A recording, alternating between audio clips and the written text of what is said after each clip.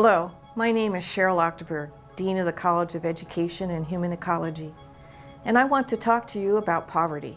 Not the absolute destitution we find in underdeveloped parts of the globe, but the kind we have here, in our own backyard, in Columbus, Ohio, and across our nation. I want to describe what we at The Ohio State University are doing to break the chains of poverty, and what we will do in the future. 50 years ago, President Lyndon Johnson declared the war on poverty in the U.S. We did not finish that war, so today poverty is still with us, and our rates have increased every year since 1999. Poverty is not someone else's issue. 5 Ohio cities have staggering rates of poverty, and its impact on children and their families is just as staggering. In 2012, over 50% of the children in Dayton, Youngstown, Cleveland, and Cincinnati lived in poverty. That's more than 617,000 children in Ohio. In Columbus, 1 in 3 lives in poverty, 1 in 2 if African American. Poverty is simply defined as the absence of resources to meet a person's most basic needs, reliable access to food, shelter, and opportunity. For those lacking these basics, more often than not, their daily companion is trauma. As we learn more about the brain, especially the developing brain of children birth to age 4, we realize that children living in poverty experience psychological trauma that impacts their future ability to learn and their emotional well-being. Children in families in poverty too often feel the trauma of crime, dysfunctional families, unemployment, poor health care, lesser schools, dilapidated homes, and physical violence or bullying. Mothers in poverty are prone to having low birth weight babies, and all family members have higher rates of disease and mortality. Sadly, poverty is highest among infants, toddlers, and preschoolers. That's serious for what it presages about their future and ours, and it's simply not acceptable. The next most vulnerable group is older teens and young adults. Their rate of poverty in Franklin County is 17.4%, but for those without a high school diploma, the county rate is almost 30%. Those numbers aren't acceptable either. Only after a minimum material needs are met can we fruitfully address the lack of opportunity, the lack of education, lack of access to health care, lack of jobs with living wages, and lack of political influence. Here in the College of Education and Human Ecology, we use an integrated ecosystems approach to all our work.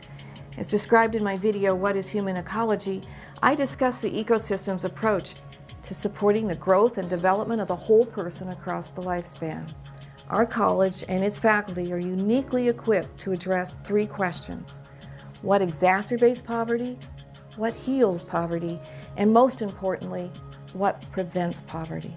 We could start anywhere in the diagram, but let's start with our most vulnerable population, our children and young adults, because they are our future.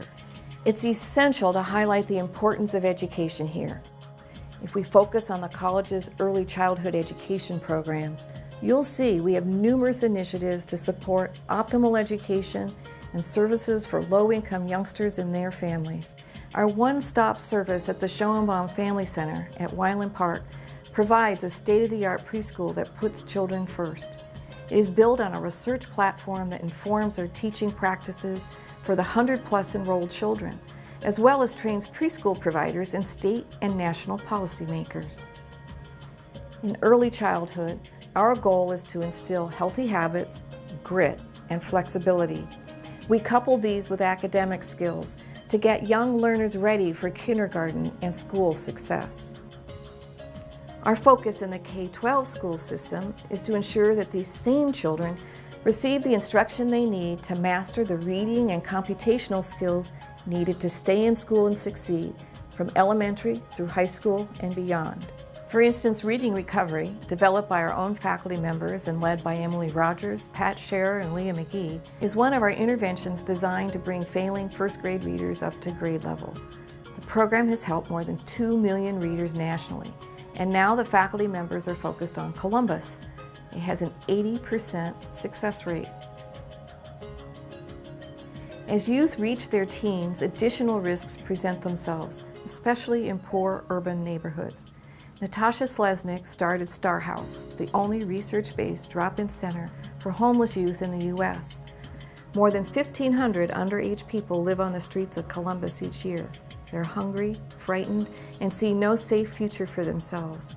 Star House models best practices to help vulnerable youth learn to trust adults again. Then we help them find housing, return to school, or find jobs. Our successful approach can be used across the nation. In the area of workforce development, our youth and young adults enter the workforce with different needs, skills, and knowledge for careers. If they lack adequate training, they cannot support themselves or their families. We contribute by training the trainers. We plan training programs, shape training policy, and encourage small business development. Take, for example, Chris Circle, Bob Malman, and our Center of Workforce Education, known as CEAT. This center partners with Ohio agencies such as the Department of Job and Family Services to make sure we have the right number of health aid workers trained in Ohio for skyrocketing number of jobs here. Thanks to that center, these workers can now earn certificates to document their improved skills, and then they are entitled to higher wages. Moving on, many of our higher education programs fight to break the chains of poverty too. We know, for instance, that from preschool through college, African American males lag behind their academic peers in achievement. This lag often leads young men to poverty. Our faculty members know what it takes to promote academic success among Black boys and men. To increase the number of minorities teaching in urban schools, for example, James Moore is mentoring Black men in our college who receive scholarships to earn their teaching degrees. Black male pupils in particular will see these teachers as successful adult males they can emulate. As we come full circle, we address poverty by strengthening families. A key example is our OSU Extension Family and Consumer Sciences program. Our educators and their assistants work to improve lives in all 88 Ohio counties. They educate people to achieve health and relationships, nutrition, and family finances. One of our largest programs is our Extended Food and Nutrition Education program. It is offered in 68 Ohio counties. Last year, our educational sessions helped 41,000 individuals learn to make healthy food choices, stretch their food dollars, and avoid foodborne illness. Everything I've described is happening now within the College of Education and Human Ecology.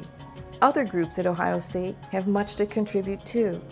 Together, we can partner with the larger community to make a difference in the state of poverty.